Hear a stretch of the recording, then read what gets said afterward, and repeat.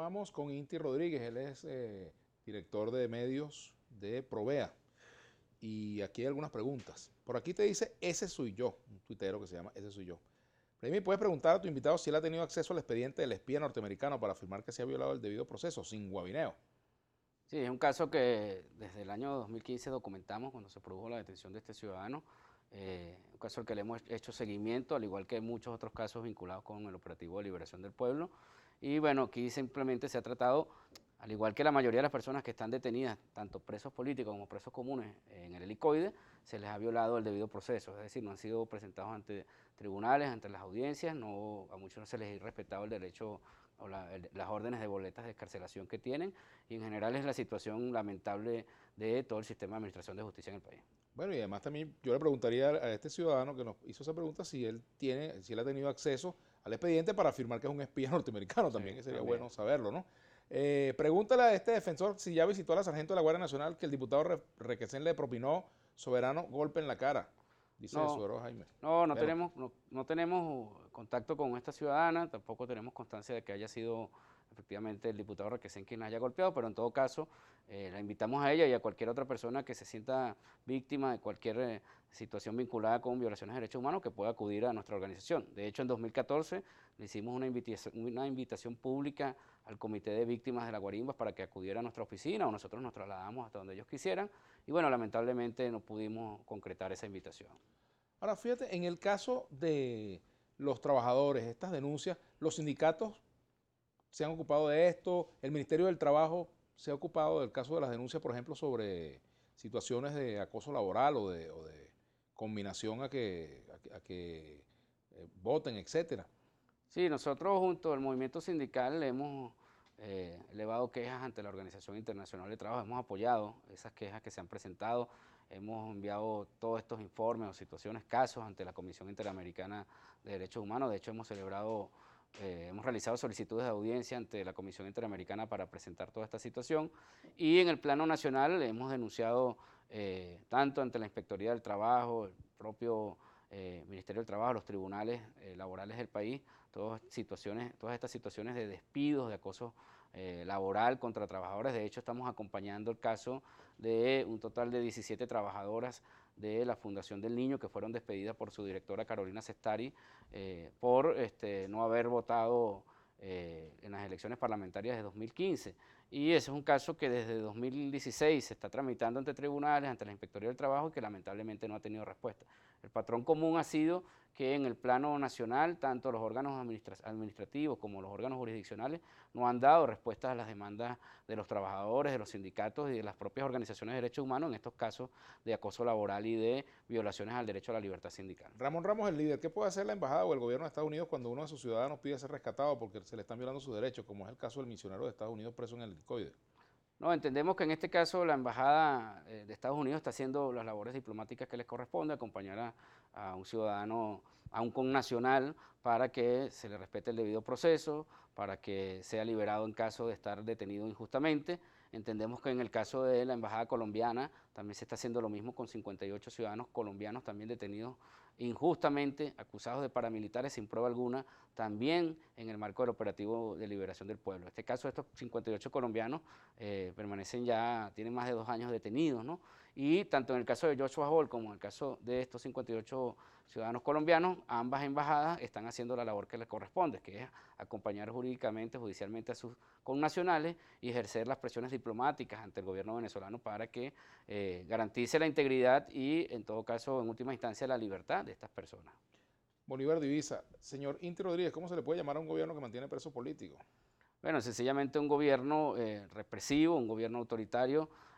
Lo lamentable acá desde el punto de vista histórico es que quienes dirigen hoy la acción de gobierno, muchos de ellos fueron víctimas de la represión del pasado, muchos de ellos condenaron la actuación de los gobiernos de la llamada Cuarta República, que también tuvo presos políticos, y lamentablemente hoy día están no solamente superando muchísimas situaciones de represión registradas en el pasado, ¿no? Sobre todo en este caso concreto de los presos políticos, están actuando incluso peor. Hay que recordar que en el año 92, Provea, esta organización a la cual represento, pudo visitar en el cuartel San Carlos y también en la cárcel de Yare a Hugo Chávez Frías cuando estuvo detenido. Pudo constatar el respeto a la integridad física de Hugo Chávez y de los otros detenidos vinculados al golpe de Estado de 1992.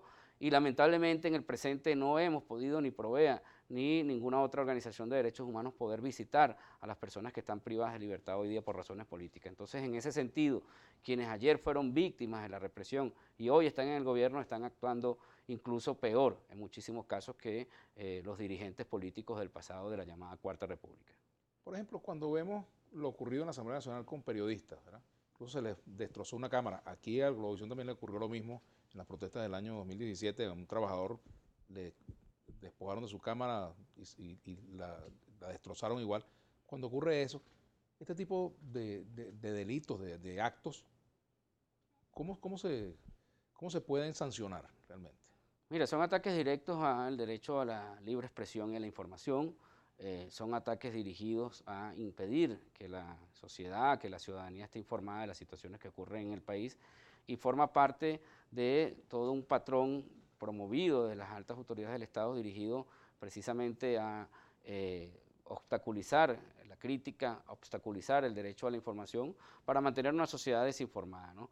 Pero lo que hay que decir acá es que todos los funcionarios involucrados en agresiones contra periodistas, bien sean agresiones físicas, bien sean procesos de estigmatización, de criminalización contra el libre ejercicio del periodismo, y también aquellos funcionarios que han promovido en los últimos años leyes, normativas para impedir el ejercicio del derecho a la libre expresión, estos ciudadanos, estos funcionarios tienen que ser sancionados porque la Constitución Nacional, los pactos y los tratados que ha suscrito la República Venezolana en materia de derechos humanos garantizan el derecho a la libre expresión, y los funcionarios que se ponen de espaldas a ese derecho sencillamente se convierten en violadores de derechos humanos. Bien sean los autores materiales, como el caso del Guardia Nacional que vimos en este video de la Asamblea Nacional despojando de su cámara a un trabajador de un canal privado, pero también aquellos funcionarios que tienen la potestad o que tienen, digamos, la dirección de este tipo de acciones, los altos mandos de la Guardia Nacional, los altos mandos de los cuerpos policiales y los propios altos funcionarios del Ejecutivo Nacional que lamentablemente son quienes han alentado la represión contra manifestantes, contra trabajadores de la prensa y toda esta situación de acoso contra los medios de comunicación en general. Ajá, aquí dice, no es violación de derechos humanos tener varios sectores sin agua durante tanto del Valle por más de 4 meses sin agua y sin ninguna justificación, pregunta Caracas, @del Valle. Sí, desde luego. Lo que está ocurriendo en Venezuela es que en paralelo a toda esta situación de aumento de la represión, de obstáculos para el ejercicio de los derechos civiles y políticos que se expresan en violaciones al derecho a la libre expresión, al derecho a la manifestación pacífica, al derecho al sufragio, etcétera, a toda esa situación se suma o tiene su correlato en las violaciones o las omisiones por parte del Ejecutivo Nacional en materia de garantía de derechos económicos, sociales y culturales. Nosotros, las organizaciones de derechos humanos, hemos dicho permanentemente que estamos en presencia de una emergencia humanitaria compleja, y esa emergencia humanitaria compleja se expresa en toda esta situación vinculada a la crisis alimentaria, a la crisis de salud, pero también al colapso gravísimo en materia de servicios públicos. No solamente es el tema del agua, el Estado O no la está, electricidad, por sí, ejemplo. el Estado no está garantizando a la ciudadanía el disfrute de derechos como de estos servicios públicos como la electricidad o el agua potable, pero tampoco está garantizando o está haciendo lo necesario para que los ciudadanos puedan satisfacer sus necesidades en materia de transporte, en materia de efectivo, por ejemplo. O sea, hay un colapso generalizado en materia de servicios públicos que demuestra que lamentablemente la indolencia gubernamental en este sentido está erosionando la garantía de los derechos sociales en Venezuela. Gerardo Rodríguez dice, en respuesta a lo que se dijo sobre el caso, me permito informarle que en diferentes ángulos de video hechos en el sitio no se ve agresión alguna por parte del diputado Requesén contra la funcionaria. Bueno, eso es, Sí. digamos, comentamos lo que ha circulado y la intención que ha habido, pues, incluso hasta han hablado de una apertura de una investigación. Terminandito ya porque el tiempo es corto y tenemos que pasar al otro invitado. Me gustaría saber el domingo, ¿ustedes van a tener alguna actividad el domingo con respecto al proceso electoral? ¿Van a estar verificando algunas? No, nosotros lo que vamos a hacer es lo que siempre hemos hecho, es monitorear toda la situación de las posibles violaciones a derechos humanos que ocurran en el contexto de este proceso que ha sido convocado para el 20 de mayo. Nosotros como organización de derechos humanos hemos fijado una posición críticas junto al Movimiento de Derechos Humanos respecto a esta convocatoria. Hemos dicho que este proceso electoral adolece de garantías para que puedan ser calificadas como una elección, pero entendemos que hay ciudadanos que van a participar a favor de uno u otro candidato, y en ese sentido vamos a estar monitoreando las posibles situaciones de agresiones que puedan presentarse contra los electores, bien sean estas agresiones cometidas por agentes de la fuerza pública o sean cometidas por terceros, es decir, por agrupaciones paramilitares que en el pasado, en otros procesos electorales o de manifestaciones, ya hemos documentado. Entonces vamos a estar pendientes de toda esta situación y por supuesto cualquier persona puede escribirnos a nuestra cuenta en Twitter, @pisoprovea, para informarnos de cualquier irregularidad o violación de derechos humanos que se cometa en el marco de esta actividad del 20 de mayo. Terminadito ya, ahora sí, ¿es cierto que tú tienes una medida cautelar?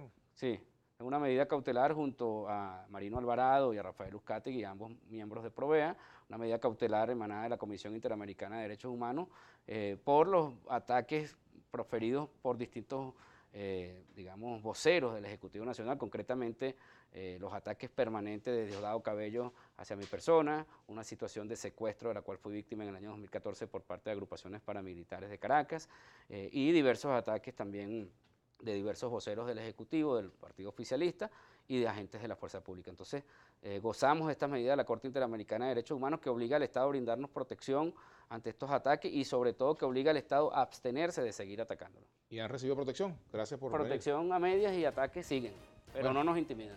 Gracias, Inti Rodríguez, directivo de Provea, Programa Venezolano de Educación, Acción de Derechos Humanos. Hacemos la pausa y venimos con Alberto Languibel, miembro de la ANC y militante del Partido Socialista Unido de Venezuela. Ya venimos.